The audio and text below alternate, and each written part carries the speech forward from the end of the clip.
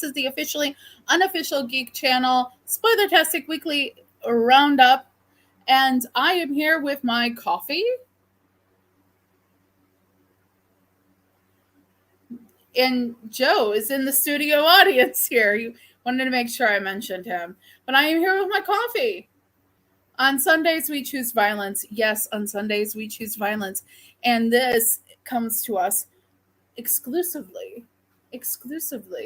from the Comics Will Break Your Heart, That Comic Girl show on Sunday, Casually Comics merch store. Check them out. They usually do their show around noon on Sunday. That's noon Central Time. Hi, Mary. How's it going? Welcome to the show, Mary. Welcome to the stream. Oh, my goodness. Yes, so we've got our coffee. We've got Mary here. Welcome, Mary.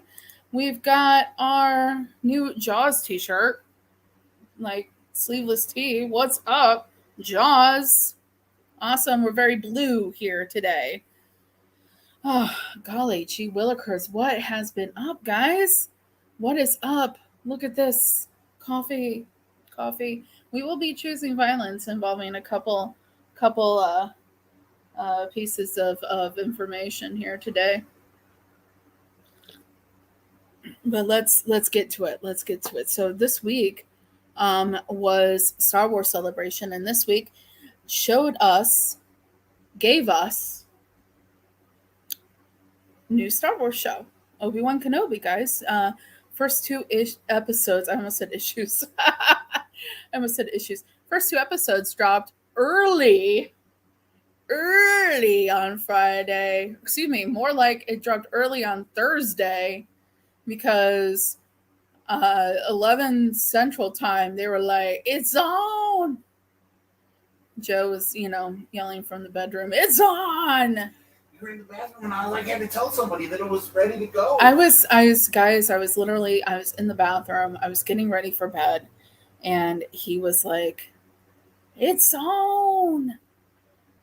Obi-Wan Kenobi. And of course we had to watch it right then, because that's what you do, right? I don't always do that. Joe does that. You can rest assured that he will be up Wednesday morning to watch the next episode right when it drops. Yes, alrighty. Well, we know and we are happy you are here. Thank you so much, Mary. Yes, there's an Endor trailer, and honestly, I have not watched it yet.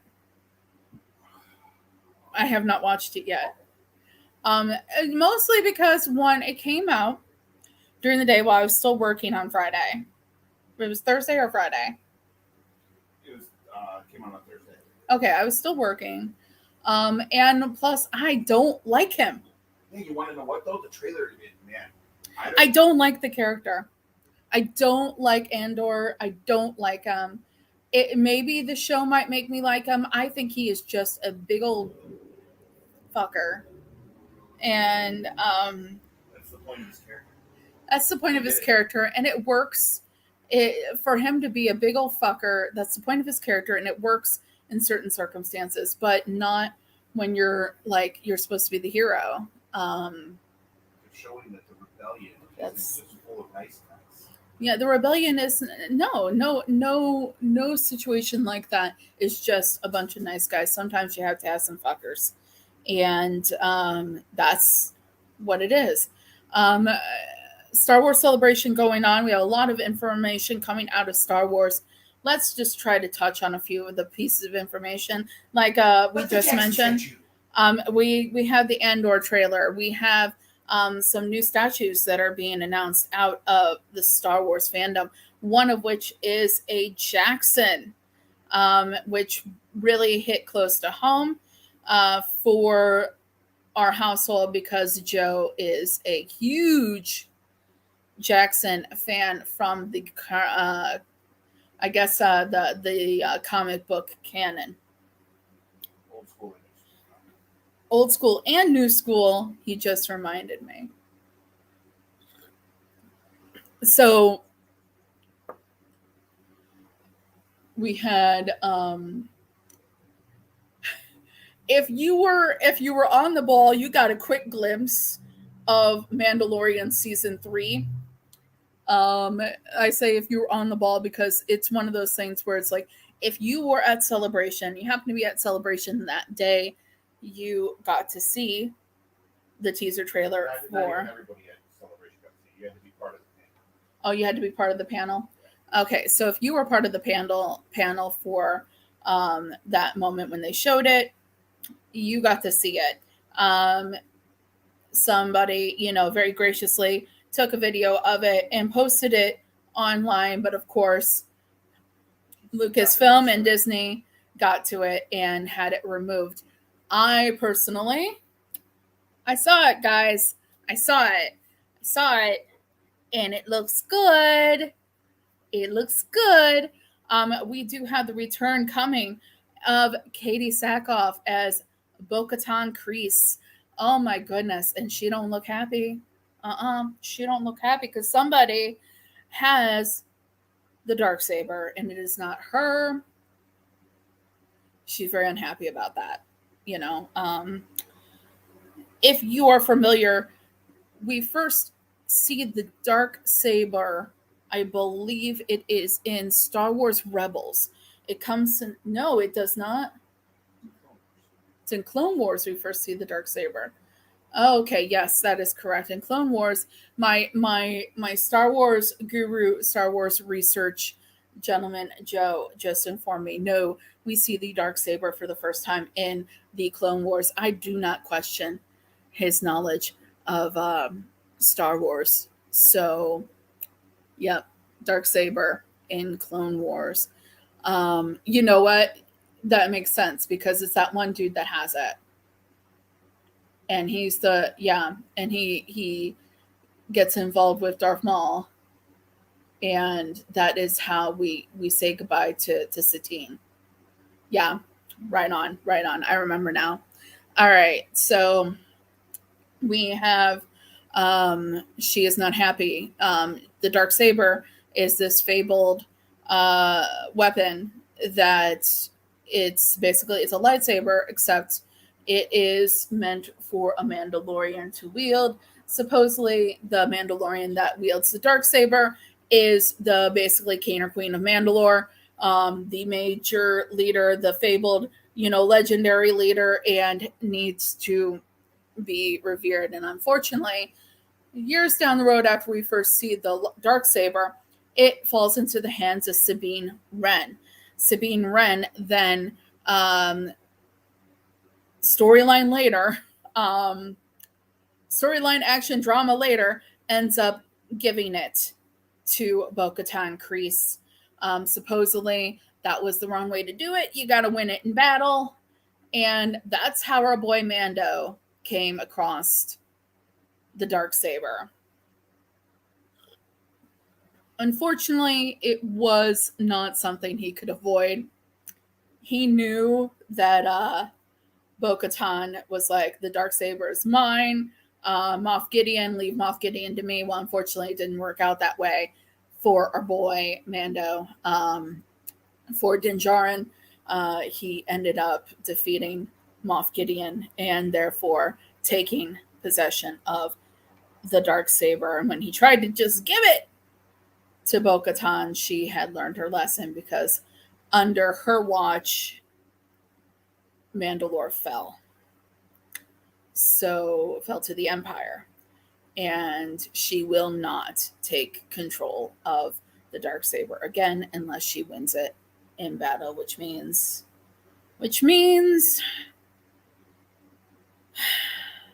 she's I wouldn't be at all surprised if she ends up being one of the big bads next season. I don't know. I'm going to ask you guys in the comments and in the live chat, if you're familiar with it. Do we kind of see Katie Sackhoff, Bo-Katan becoming the big bad next season, basically just because she wants control of Mandalore? Or do we see her maybe just being upset at first and then just chilling on it and letting fate be fate, destiny be destiny. What do you think, guys? What do you think? Joe says no. No to Bo-Katan being a baddie. No to what, Joe? No, she's not gonna be the bad guy. They're gonna take these other factions of fucking Mandalore that are like, you can't take your helmet off, and all that stuff, and they're gonna reunite them all. They're gonna reunite Mandalore together. It's gonna be a reuniting kind of tale. It's not gonna be like another Mandalore's the bad guy kind of thing. Okay, so they're going to join together after she has her mourning period, and they're going to reunite Mandalore together. I think that is an optimistic yet very Disney-like response. Well, it's very Disney. It's very Disney. So it's meant to be like that. Yeah. I mean, I'm not knocking it, guys. I mean, if there was going to be a hi, Sheena, what's up? We are still talking Star Wars. Welcome to the chat. Welcome. So I'm thinking that after Bo-Katan has her mourning period, the fact that she does not have the Dark Saber, she might even challenge Din once for it. If she challenges him and she fails, then she may just chill for a bit and join forces with him. I think she's at least going to challenge him at least once. Like, it's Bo-Katan. She's going to challenge him at least once. Oh, good. You watched Obi-Wan. Okay, awesome. Awesome. So if I talk about it, you're not going to be upset. Cool. Alrighty. Spoilertastic. That's why I put it in the name of my show. Here's the thing, guys. I watched, like I mentioned, I watched Obi-Wan probably minutes after it dropped. And it was great. Simply put, if this is what we were waiting for all this time, to have Ewan McGregor come back and give us Obi-Wan Kenobi again, well, then I think that I am pretty happy so far with the results. Couple things. I really liked the whole idea that it showed that there was this, he had made strides and done everything he can to have a very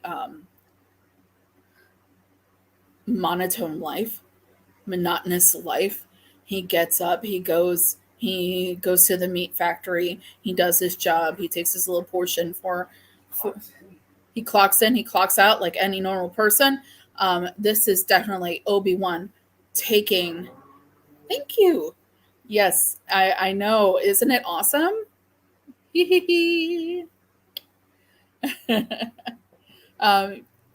Yes, if you're watching this and you've never checked out the Sunday afternoon, comic church that is the Casually Comics Sunday show, please check them out. You are going to go to the channel. Comics will break your heart. They're usually on around Sunday, 12 p.m. Central Time. If you've never checked it out, check it out. They have live chat just like here. And yeah, it's great. You've got Mars and Jen. They are awesome to watch. I'm usually in the chat as well. Yeah. Thank you. Yeah, Obi-Wan, wage slave. And you get the idea that he is still watching Luke from the. You don't get the idea. It's right there. He is watching Luke from afar, doing what he promised to do. And but you have two people actively hoping and trying to do everything they can to protect Luke, and they have two differing ideas on how it should be done, and that is Uncle Owen. Three people. Well, no, but she hasn't spoken in the series yet, is what I'm talking about. Hello, Sarge. Welcome. Thank you. I just got the Jaw shirt yesterday. I love it.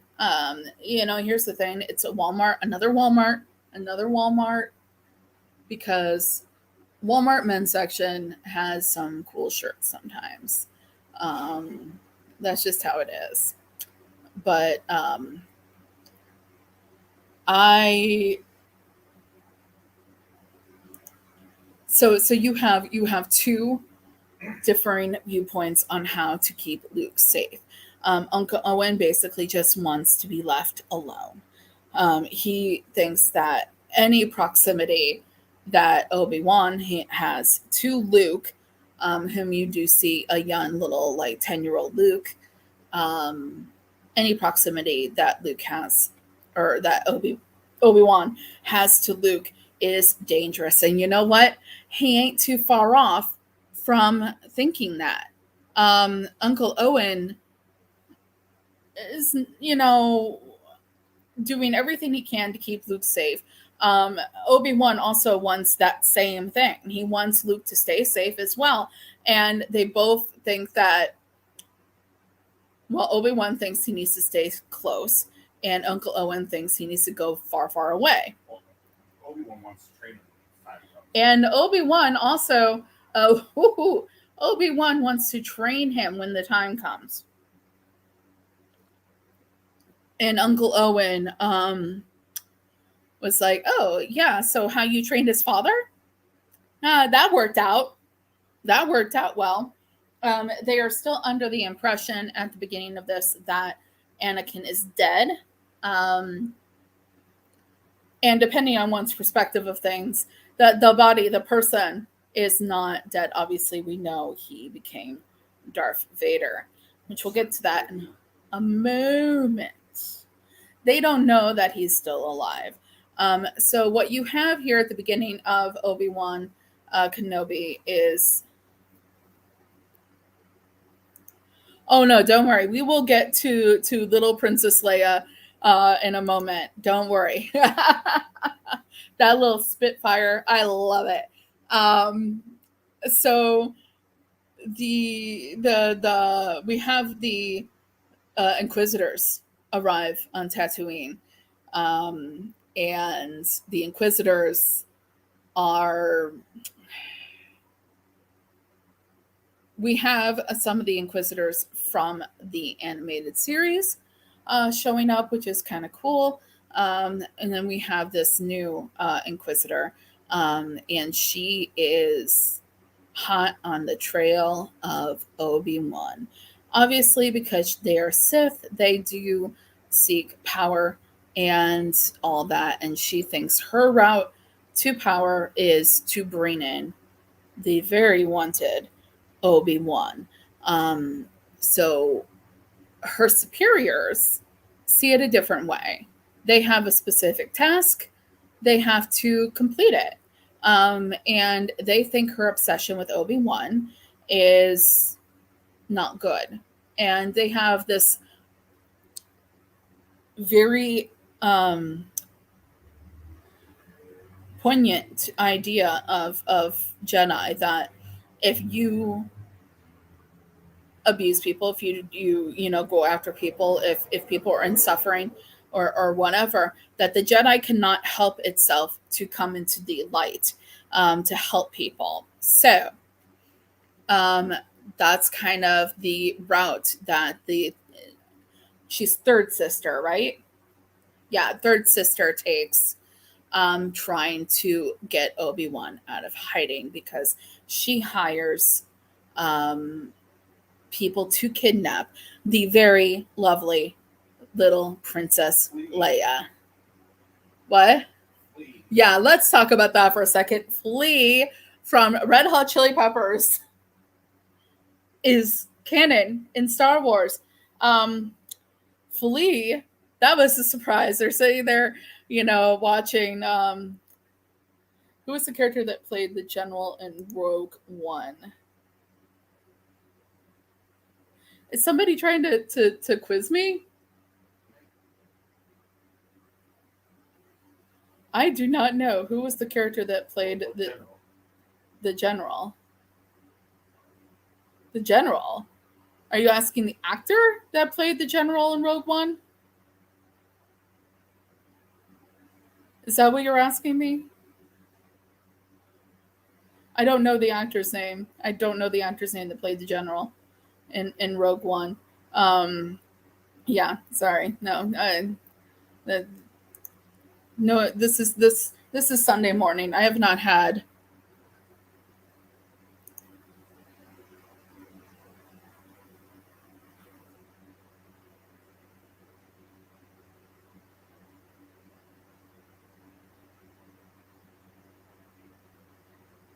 What's a Garrett? Because I heard that why the other was being betrayed.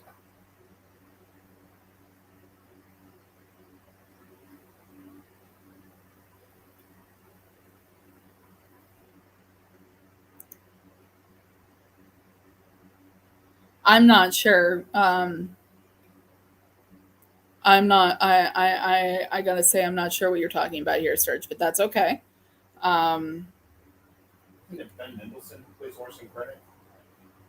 He's not a general. Orson Krennic.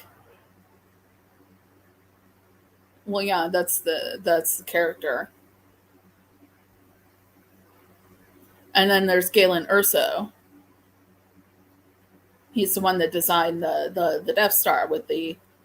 Yeah, he's talking about Orson Krennic. Orson Krennic. Yeah, one of the guy who was trying to take credit for its success. Yeah. So I do not know the name of that actor. I think it's Ben Mendelsohn.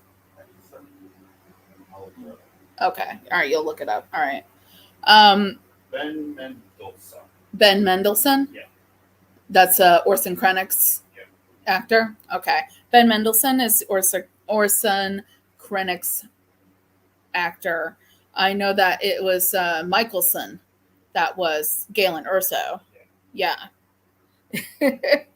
Oh, no, you know what? It happens. I get confused sometimes.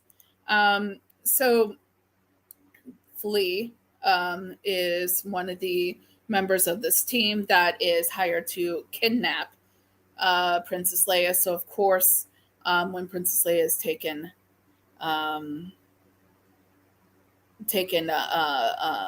hostage, the Organa family appeals to Obi-Wan, because they know where he is, to help save her. So it would seem that the third sister's plan is working. Obi-Wan does come out of hiding, does go to find Princess Leia, and he finds Princess Leia. And Princess Leia is, played by a wonderful actress. The name is escaping me right now. And she handles the. If you were wondering, was Princess Leia always the Spitfire that she was? The answer is yes. They're going with yes. And there was a lovely moment with Obi-Wan where he tells her that she reminds him of another person, of a woman like her. And you know that he's talking about Padme. That was very lovely. So I also say that the whole stubbornness factor also kind of would remind him of Anakin, but he wasn't going there with that. But you get to the point where action ensues. I don't want to get too far into it.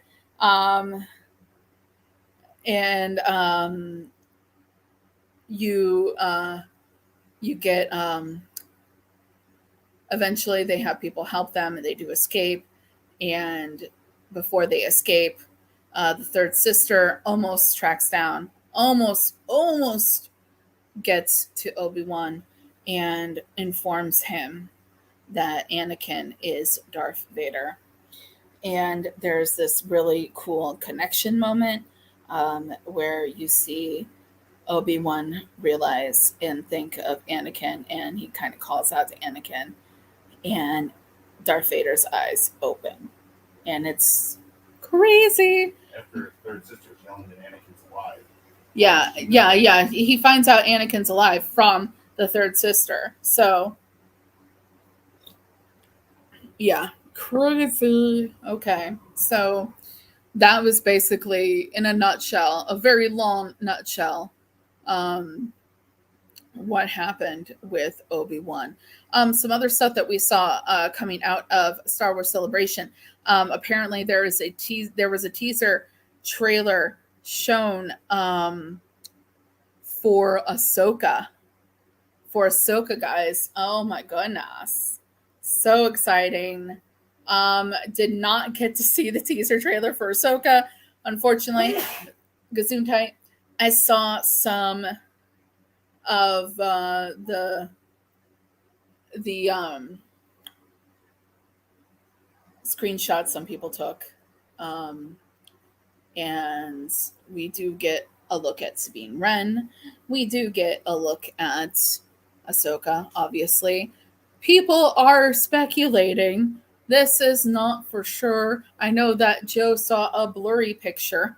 Oh, Harrison. Hera Syndulla. Hera Syndulla in live action, guys. Thank you. Thank you, Lucasfilm. Thank you, Disney Plus. I love Hera. Hera is a happy moment. Hera is a happy moment. I'm very happy Sabine Wren is going to be in this. Ahsoka is my favorite wielder of the Force. And we're going to get Chopper. Chopper is still around. Chopper is going to be there. That's so awesome. Love it. The only thing that might have made me just a little bit more excited would be if we got a look at Thrawn or Ezra, but you know what? They're going to keep that under their hat until we see it in I guess 2023.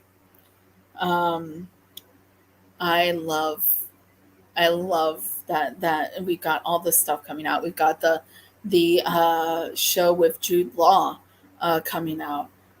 What was the name of that? Skeleton Crew. Just lots of this is as a whole. Right now, we live in a pretty messed up time period, on the outside world, but we've got tons of Star Wars, tons of Star Trek. We've got, my boyfriend is a fan of the Dragonlance books. They're going to be coming back out soon. We've got tons of really cool stuff. We got Rom V writing Detective Comics, guys. Holy shit. We've got all kinds of stuff. We've got, we have a 3-hour long Batman we can watch whenever we want to. With Zoe Kravitz as Catwoman. Yes, Serge. Chopper is the smartass robot droid from Rebels. Yes. Cannot wait to see him again. But anyways, guys, let's get to the main event here. We have been talking Star Wars. Still watching. We have finished. I don't know if we've talked about this since we did. We did finish the rewatch here in our household of Star Trek Deep Space Nine. Joe has now moved on to Voyager.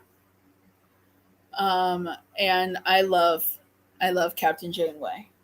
Captain Janeway is one of my favorites. Love whenever I can catch that. Anyways, so right now we're going to start talking about comics from this week. Holy shit, we got a lot. Okay. One of which is one that was actually out last week, but I didn't get a hold of it until this week. So it's included in the list because I want to talk about it. And that's all. Okay. So as always, as usual, we are going to talk about these things from the most disliked, the least liked, let's say least liked, to the most liked. There is going to be no talk of motorbikes this week. except for this moment right here. Motorbike. Let's see here. So the least liked to the most liked. Let's get started with Detective Comics 1060. Okay, so here's the thing. We've got a couple more issues left to go before we have Rom V take over in July. Here's the thing. I think that they got done with the Gotham Tower event, which I did like. And they were like, okay, so what can we do to fill the time period between Arkham Tower, and Rom V's Gothic Opera? Let's go ahead and let's do a story that is entirely too much like the movie we just released. Yeah, entirely way too much like the movie we just released, because I love the Riddler. I really do. But yeah, it's entirely way too much like the movie, and that's the problem I'm having with it. Very much all he needs to show up and punch the Riddler for stealing his dope ass look. Oh yeah, with the handlebar mustache. Yes, indeed. Yes. I like it on the Riddler though. Like, I do like it on the Riddler. So similar to the movie, the Batman, you get the Riddler kind of trying to expose the criminal underground. Not necessarily criminal underground, but expose the fact that expose corruption in Gotham, and he is using the interwebs, the interdubes, the internet to do that, just like he was in the movie. And I mean, you have a little bit of a mixture of that. You have a mixture of if you were watching DC Titans on HBO, you also might have seen the most recent season, where we have the really bastardized telling of the Red Hood story. God, I hated it, guys. When it comes right down to it, I hated it. But where you have the people are being manipulated to do criminal acts because of blackmail or we'll kill your family kind of stuff, So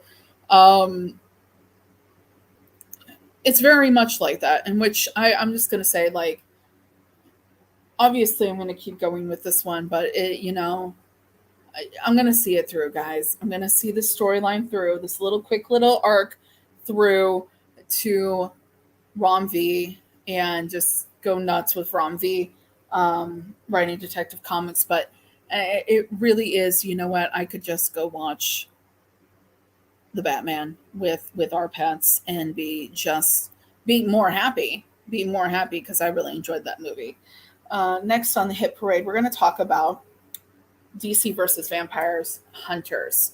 DC versus Vampires Hunters. I fell off of the Vampires series. Sorry, but I did. I did not like how they did Wonder Woman. Sorry, not sorry. And that kind of turned me off to the whole thing. But you know what? I was like, Damian Wayne, Vampire Hunter. I'm going to check this out. Cool. So basically, it's what would happen if Damian Wayne became a vampire. And basically, the answer is Robin becomes Blade.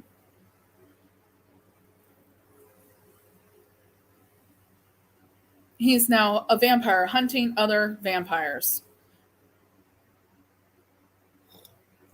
because he wants to get in the room with the king. Now, the king is Nightwing. Nightwing, guys. Nightwing is the vampire king. Which on one end, sure. On another end, are you freaking kidding me? So going into this, you're thinking about who the Vampire King was going to be. I definitely was not expecting Nightwing, but okay, fine. Nightwing's Vampire King. So you find out that the reason mostly that Damian wants to get in the room with the Vampire King is that he is the one that killed Bruce and also turned Damian into a vampire. And okay, by the way, Alfred is still alive in this story. You know, that's pretty cool. But yeah.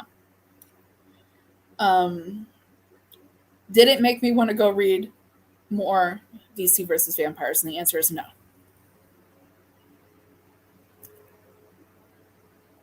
Oh well.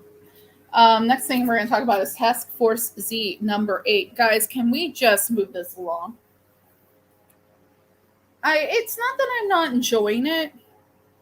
You know, I love a good Jason Todd story as much as the next Jason Todd stand, but we know he was sent in there to basically figure out what was going on, and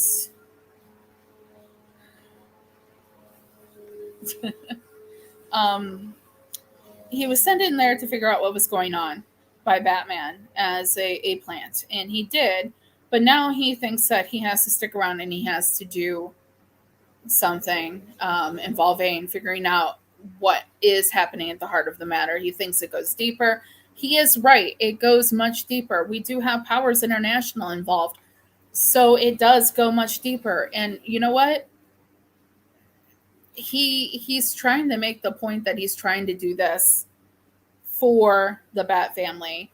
But he is doing it in his very own obnoxious self way.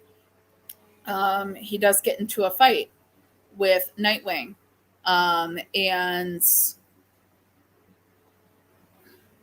yeah, he gets in a fight with Nightwing, Tim Drake, and Cassandra Cain. And this is meant to all this stuff. They do this elaborate ruse to deter Batman and all this stuff. And he's sitting there. He's like, look, I'm trying to do something here. And y'all need to just try to trust me. Which is harder to do, I guess, for them because of his history. But I think he's really trying to do something here. But you know what? Here's the thing. Guys, just get it over with. We all know the news. We all know that within a few months, he's going to become one of the Green Lanterns. And guys, let's just get it over with. Let's get it over with. He is not getting all the information he needs from anyone in this situation. And he needs to get right down to the heart of the matter because he is working with Two-Face. Two-Face isn't giving him all the information. He's not telling him all the truth. And nobody is really making any major moves here. And it's getting drawn out, guys. Let's wrap this up. He's got to become the Green Lantern in August. Okay.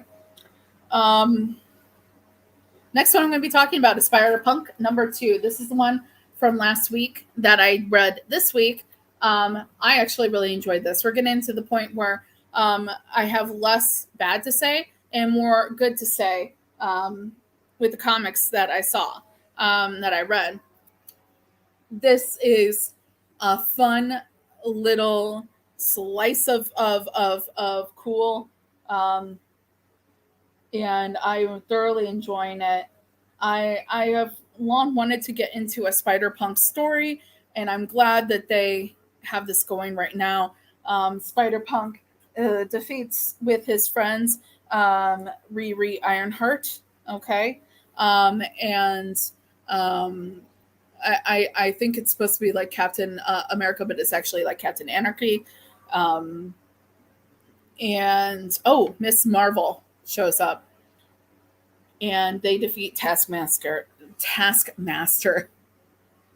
And they decide that they uncover this whole network of Norman Osborn plants, and they're going to go off to Washington, D.C. now to take care of that. So they loaded up the spider van, and they are on their way. So that's really cool, and I'm enjoying that. But next one on the hit parade is Harley Quinn number 15, guys. I love Harley. I do. I love Harley, and Harley has been broken out of prison at this point by Batwoman, because Batwoman knows for a fact that Harley Quinn is innocent of the charges that are brought against her. She knows Harley Quinn did not murder anyone. Well, at least recently. The murders, in fact, that she is in jail about, she did not murder those people. So there's one of the cops that originally arrested Harley that is like, I think something's wrong too. They do a heist. They break into the supply, the evidence locker of the police station, steal evidence with the cop that questions everything. They go to Poison Ivy's old greenhouse and encounter Verdict. Now, actually, she hadn't been going by that name. And we find out that Harley is the one that gives her the name Verdict. And what else do we find out, guys? This is spoilertastic, so just going to warn you. We find out, as I suspected, I don't know if I did this on film, on camera or not, but I suspected the true identity of this Verdict was going to be Kevin's girlfriend, Sam, and I was right. Not that it didn't look completely obvious. That's fine.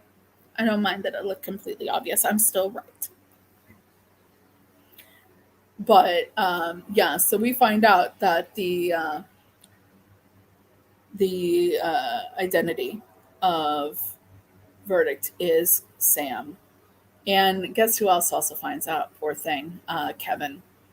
Kevin finds out, and that's a bummer for him. Yeah, but at least we've got more people on Harley's side at this point. Next one we're going to be talking about Deathstroke Inc. number 9.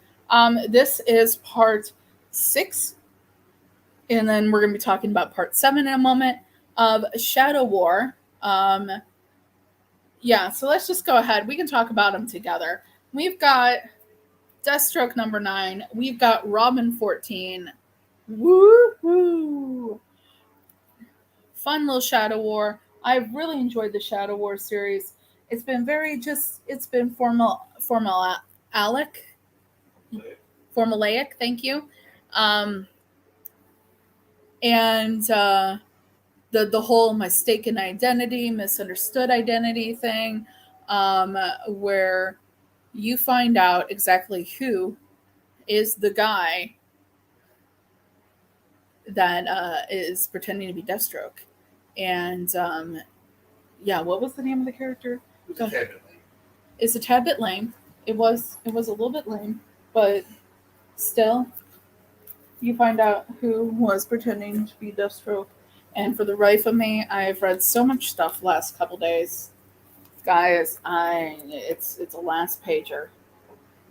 I know exactly where it is.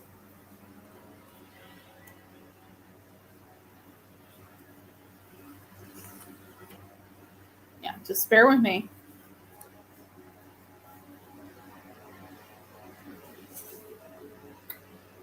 Geo-Force, duh. Okay. Geo-Force, for some reason, was pretending to be Deathstroke to kill Ra's al Ghul, and he had planned to kill Talia as well, but that didn't work out for him. But at the end of all of this, at the end of everything, Deathstroke's son is gone. Respawn, dead. And Deathstroke, dead. Gone. I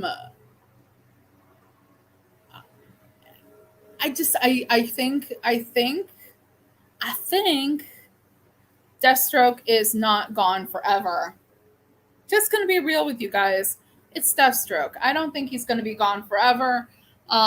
Looking at some of the previews of stuff coming up, Deathstroke will be. I'm gonna say Deathstroke is probably gonna be back, guys.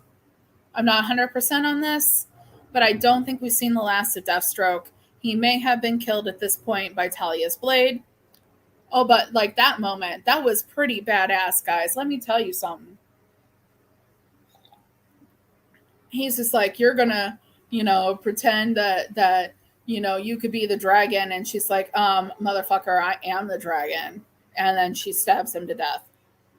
So good. So good. I am not, I'm not pretending, to be the demon. I'm not pretending to be the dragon. I am the dragon. And that was really cool. That was cool. Side note, we did also have a Talia sighting in Detective Comics as well.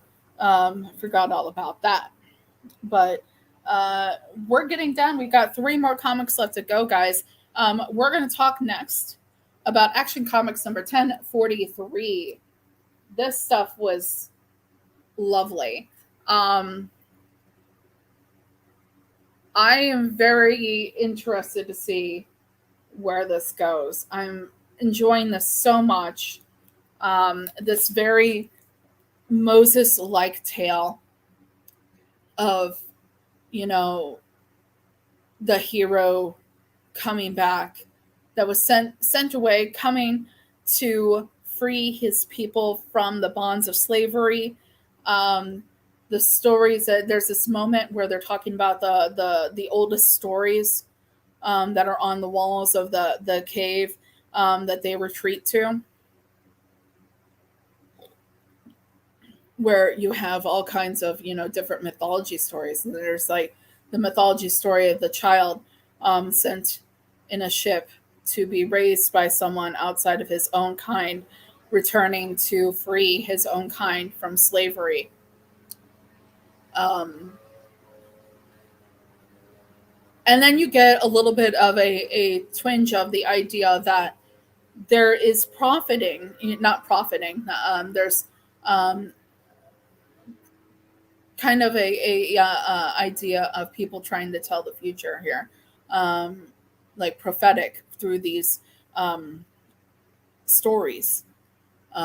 There's one that I think is probably going to end up tying into Dark Crisis, the story involving the god and the darkness and all that. I think that's going to end up tying into Dark Crisis, and I think the person telling him that story thinks that the hero that's going to bring everything back together, because it's like, okay, so if the bad guy gets to it first, there'll be darkness overtaking everything else. If the good guy gets to it first, then everything will be fine, basically, because there's like different 7 fragments, right?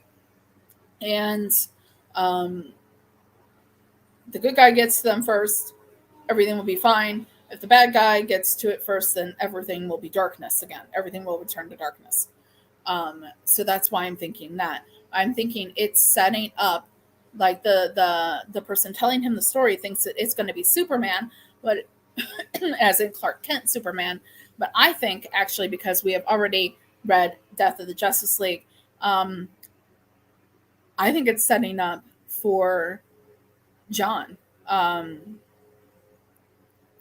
the son of Superman on Earth, to be this character that brings everyone together, that's able to get these fragments together, get everyone together to go fight.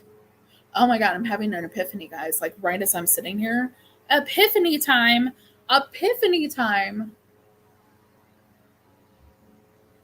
Holy shit. He has to bring together a new Justice League to go fight the threat. Hold on, guys. I'm here. I'm here, but I'm not. The different fragments. So let's think about this here for a second. Let's think for a second. Somebody has to bring together 7 fragments. Things scattered. Bring them together. And if he can bring them together, he can defeat the darkness.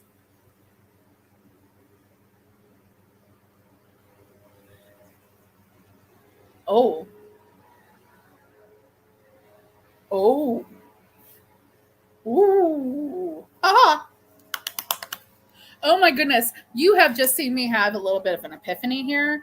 I have predictions. I have thoughts. I have feelings on how this is going to play out. If you've been reading Action Comics, you know the story that I'm talking about, where it's the final story that the storyteller wanted to tell Clark about the fight between good and the darkness and evil, okay? And how everything, oh man.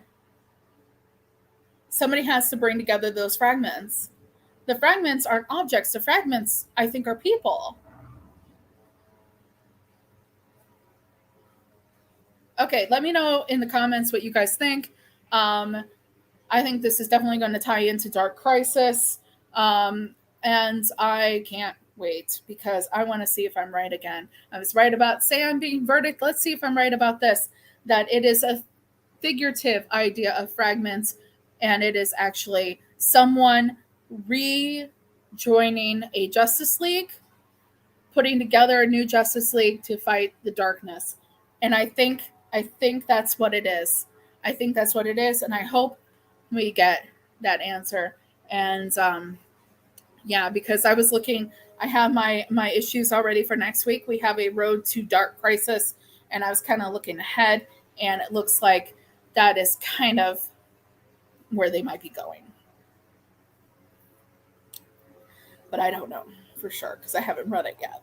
But I think because I was talking about Action Comics, how there were actual fragments, kind of like, different items that had to be collected, kind of like in Harry Potter, where you had different items that had to be collected and destroyed, the Horcruxes or whatever. And it was going to be kind of like that. But no, I think the fragments are Superman, as in John Kent Superman, bringing together the new Justice League to go fight Pariah and the darkness. Guys, I just got to that. Okay. We'll have to find out if I'm right. But next thing I'm going to talk to, we got 2 more to go. We're going to talk about Swamp Thing, number 13. Yes, indeed. Every time Swamp Thing comes out, it's near the top of my order because Swamp Thing is the bomb. Here you have Levi kind of taking more of a, he's dividing his life a little bit more between being human and being the Avatar. And he's spending more time with Jennifer, and but he's still, his mind is still elsewhere. He ends up working with Jack Hawksmoor, and they come across this being of, it's like a factory that's not producing anything anymore. And it's actually taking on like an Avatar presence of like industry. And as we know, the one guy from Prescott became an avatar of industry. I guess you would say an avatar of industry or capitalism or what have you. And so Jack Hawksmoor and Levi as Swamp Thing fight this being, and they defeat it. And you also get a little bit of a look at Trinity. Trinity's in the desert. She's doing her thing. She's encountered by a man who takes care of her, but then just being in her presence kills him.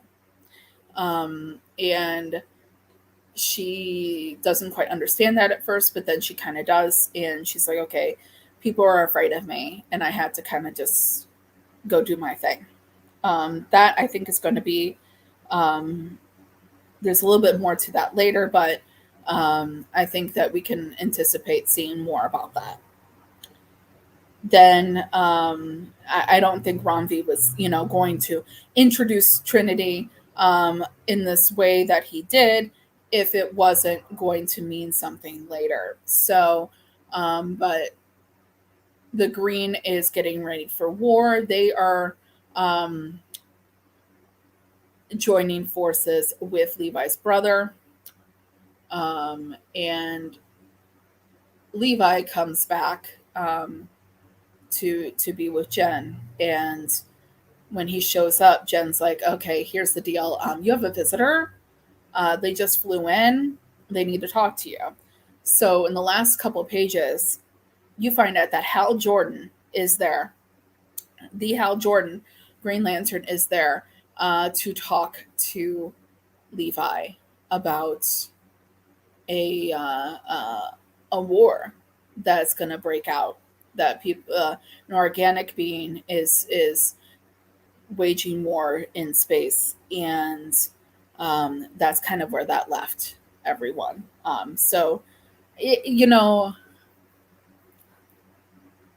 we're on this is issue 13. We have 14, 15, 16 left to go to wrap this up. I'm hoping they just quit the pretenses and give us a actual just continued run of Swamp Thing. That would be great. Just stop the whole, we're going to do 10 issues. Then we're going to do 16. Then we're going to, no. Guys, give it to us. Just do it.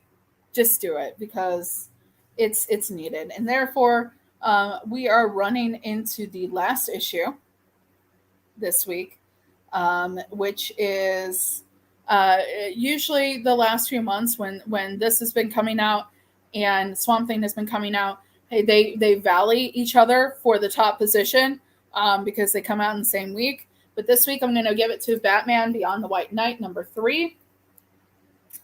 I'm loving these A covers. It's almost like I don't even need the B cover because this A cover is just fantastic. So we have Bruce that is basically in Harley's basement, reconfiguring and redesigning his bat suit so that he can go out and find the Batman Beyond bat suit that Terry McGinnis has.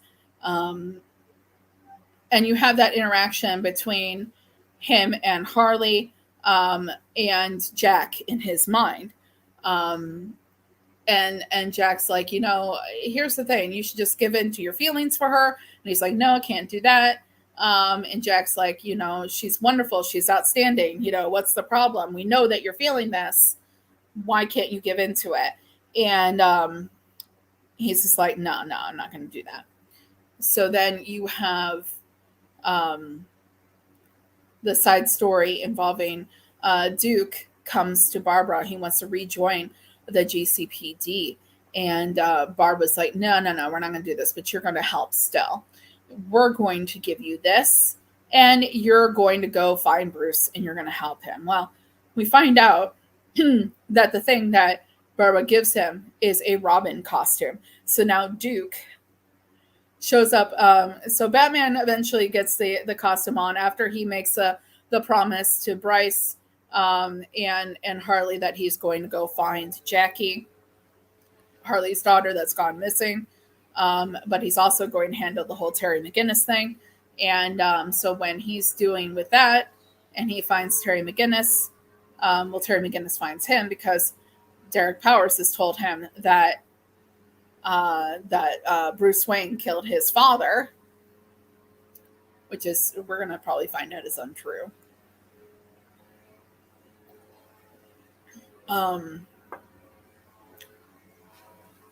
That we're going to find out that's untrue, obviously, guys.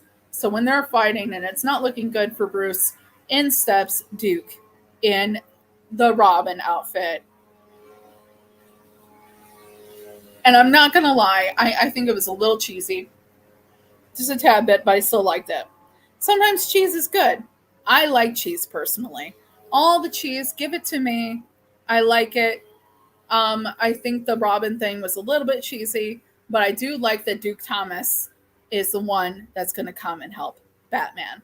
Um, I am looking forward. I saw some more art that came out involving some stuff. I was really kind of hoping the Robin that was going to show up was going to be Red Hood's Robin, which is something that we've had teased to us in a previous issue. Red Hood is going to have another series coming out. I believe it's going to start in August. Red Hood is going to have his own Robin. And I was really thinking that if a Robin was going to show up, it was going to be that one. It was going to be the early, show us who this person is kind of thing, early preview. However, it is Duke Thomas, which is kind of cool. Cheesy, but I liked it. And so that's it. That's the comics this week. And I hope you guys had fun with me, and I hope you had fun watching this. And hope you guys love that whole little epiphany I just had about the story told in Action Comics and how it may tie in to Dark Crisis. I hope you enjoyed all our Star Wars talk. And stay tuned. We've got, we didn't actually do our What's Happening Wednesday this past week because we both weren't feeling it.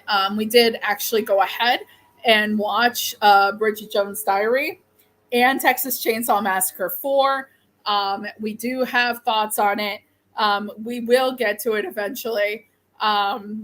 However, we just didn't feel like doing it this week. And we'll talk about it. We'll figure it out for sometime soon. Whether we talk about it this week or we dive into Obi-Wan, who knows? Maybe we'll do both. But anyways, guys, that's it for this week. Please like, subscribe, comment. Let me know what you thought of this week's news for Star Wars. Let me know what you thought of Obi-Wan Kenobi. Let me know what you thought of this week's comics. Maybe I'm not reading something you can recommend. And I guess that's it. That's it for this week. So until next time, I'll be seeing you guys.